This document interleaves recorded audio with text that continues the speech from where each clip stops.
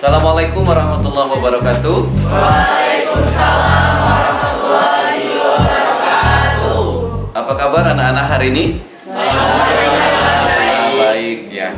Memang semua yang diharapkan pada setiap hari itu kita selalu sehat. Ya, karena memang dengan sehat kita bisa melakukan segala aktivitas insya Allah dengan baik. Anissa Tria Salia, Cepi Asmarada Faruk, ya. Dela Kartika, Dika Wahyu, Indah Fajar Kurnia, ya. Khalib Elvando, Khalil Anwar, Lim Hokhan, Ramdan Azwar Renata, Ridho Ramadan.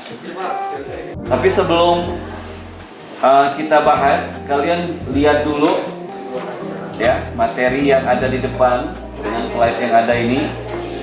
Nah, ini tujuan pembelajaran. Dan langsung Bapak jelasin aja ya. Antara seseorang laki-laki dan perempuan untuk hidup bersama dalam suatu rumah tangga melalui akad yang dilakukan menurut hukum syariat Islam. Itu pengertiannya. Yang keempat, rukun dan syarat pernikahan. Yang kelima, kewajiban dan hak suami istri. Yang keenam, memilih pasangan yang baik. Dan yang ketujuh, tujuan dan hukum menikah. Kita lanjut. Rum ayat 21. Siapa yang bisa bacanya? Kecil betul Bapak.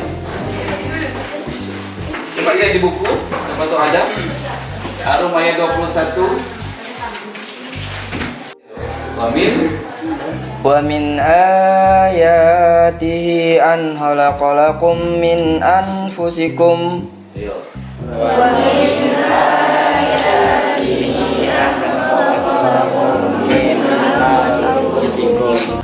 Data wa rahmah.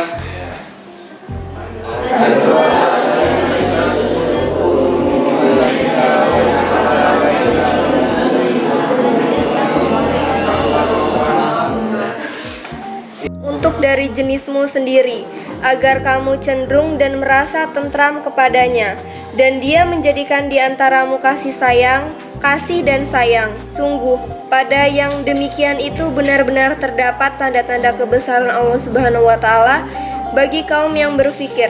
Wahai para pemuda, barang siapa di antara kalian berkemampuan untuk menikah, maka menikahlah, karena nikah itu lebih menundukkan pandangan dan lebih membentengi kemaluan kalian. Ya. Kemudian untuk undang-undang yang ada di negara kita, Undang-Undang Nomor 1 Tahun 1974 tentang perkawinan. Kemudian hukum pernikahan.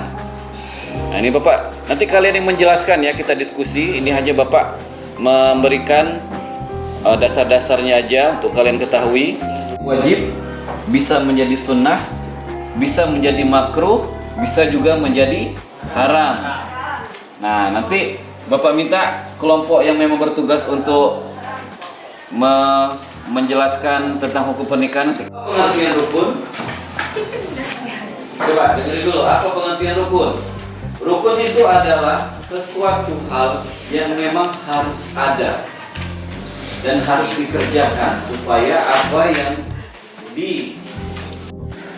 dua hal ini harus ada. Karena pasangan, kalau satu ada, satunya enggak jadi nikah nanti. Ya. Kemudian yang ketiga, adanya wali nikah.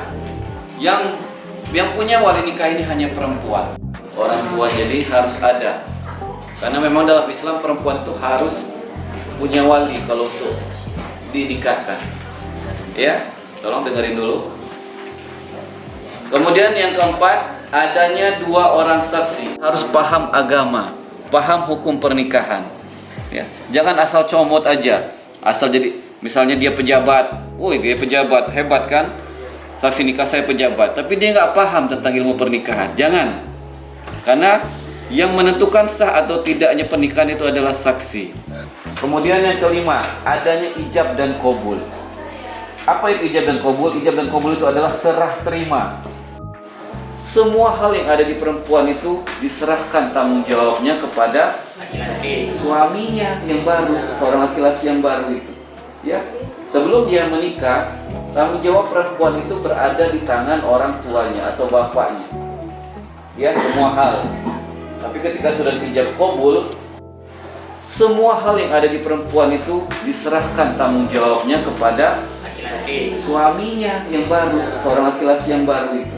Ya, sebelum dia menikah, tanggung jawab perempuan itu berada di tangan orang tuanya atau bapaknya. Ya, semua hal. Tapi ketika sudah dijab kabul, hal nggak Pak? Harus besar nggak? Enggak. Tergantung dari kemampuan laki-lakinya itu. Makanya dalam Islam sebaik-baik perempuan adalah yang tidak punya itu yang paling baik. Nah, yang paling baik itu nggak harus mahal. Tapi kalau bisa memang harus yang bagus lah. Iya. Karena Rasul aja ketika menikah Siti Khadijah yang diusahakan, kemudian menyayangi, menghargai, memperhatikan istri dan anak-anaknya. Yang ketiga, memimpin keluarga dengan cara membimbing, memelihara semua anggota keluarga dengan penuh tanggung jawab. Yang keempat, istri ketika sedang mengerjakan pekerjaan rumah tangga, dia mentang-mentang jadi suami, lagi angkang-angkang kaki, nggak mau bantu istrinya nyuci piring kayak masak. Malah ada suami yang pintar masak daripada istrinya. Iya kan?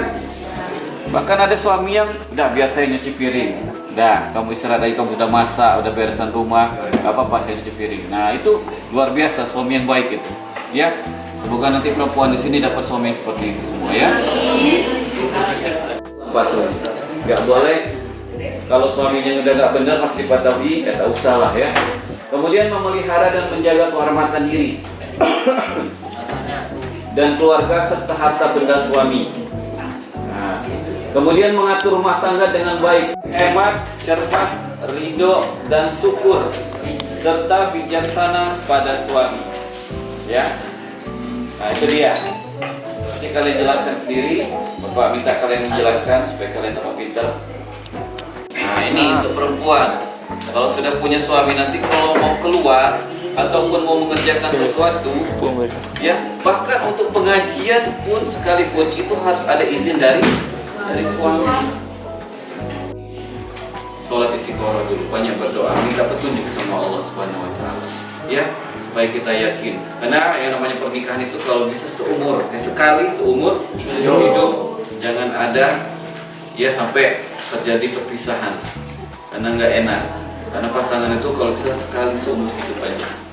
Nah, sekarang tugas kalian, tadi Bapak sudah memberikan sedikit materi. Dari tujuan pernikahan, ada satu untuk memenuhi tuntunan naluri manusia yang asasi. Terus yang kedua ada untuk mendapatkan ketenangan hidup.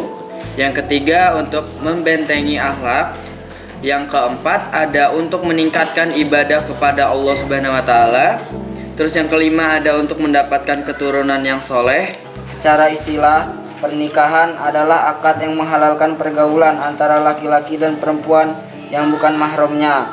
Dari akad itu juga muncul hak dan kewajiban yang mesti dipenuhi masing-masing pasangan. Jika tidak menikah maka dikhawatirkan akan jatuh pada perbuatan maksiat, maka wajib baginya untuk menikah.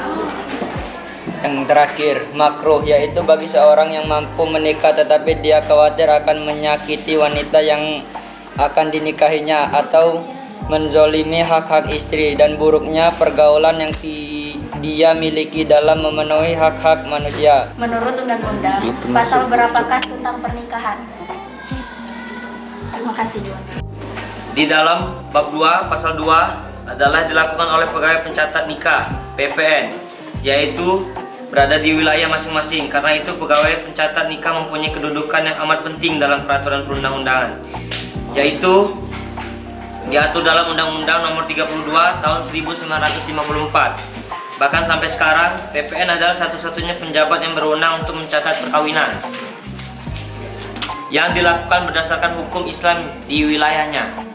Artinya, siapapun yang ingin melangsungkan perkawinan berdasarkan hukum Islam berada di bawah pengawasan PPN. Dah, terima kasih. Terima kasih. Ini ada tujuan pernikahan, yaitu yang pertama itu ada untuk memenuhi tuntunan naluri manusia yang asasi. Rasulullah SAW bersabda, yang artinya dari Abu Hurairah radhiyallahu anhu, dari Nabi Muhammad SAW beliau bersabda, wanita dinikahi karena 4 hal, karena hartanya, kedudukannya, kecantikannya, dan karena agamanya. Nikahilah wanita karena agamanya, kalau tidak kamu akan celaka. Nah, pertanyaan saya adalah, ketika seorang pria menikahi seorang wanita, tetap dia sudah memenuhi keempat hal tersebut karena hartanya, kedudukannya, dan kecantikannya, serta karena agamanya. Tetapi terkadang ada seorang pria yang tidak mencintai seseorang wanita karena agamanya. Itu apa hukumnya dan apa penjelasannya? Terima kasih. Menikahi seorang perempuan itu ada 4 hal yang harus kita lihat.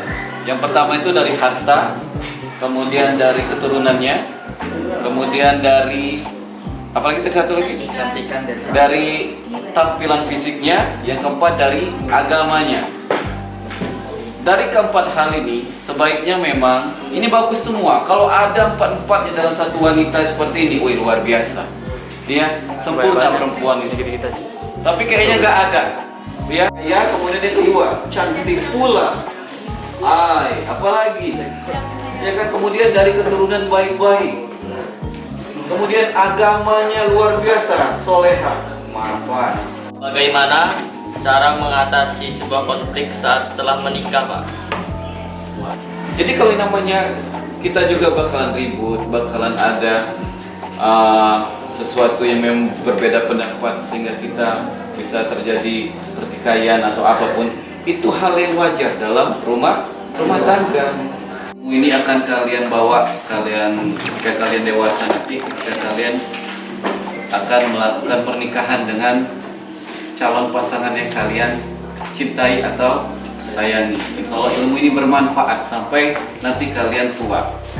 Ya, makanya Bapak berpesan kepada kalian, carilah pasangan yang memang terbaik menurut Allah, jangan menurut kita. Kalau menurut kita nggak tahu kedepannya orang itu bakalan menjadi apa. Tapi kalau menurut Allah, insya Allah tahu ke depan itu akan menjadi baik atau buruk. Ya, jadi kita akhiri dulu pertemuan kita hari ini tentang materi pernikahan. Ya, semoga bermanfaat untuk Bapak, untuk kalian yang akan insya Allah menjelang pernikahan nanti ya. Udah waktunya. Insya Allah nanti kita bertemu lagi di materi berikutnya.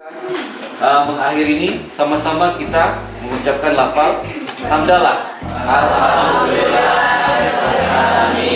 Baik, Bapak akhiri. Wassalamualaikum warahmatullahi wabarakatuh.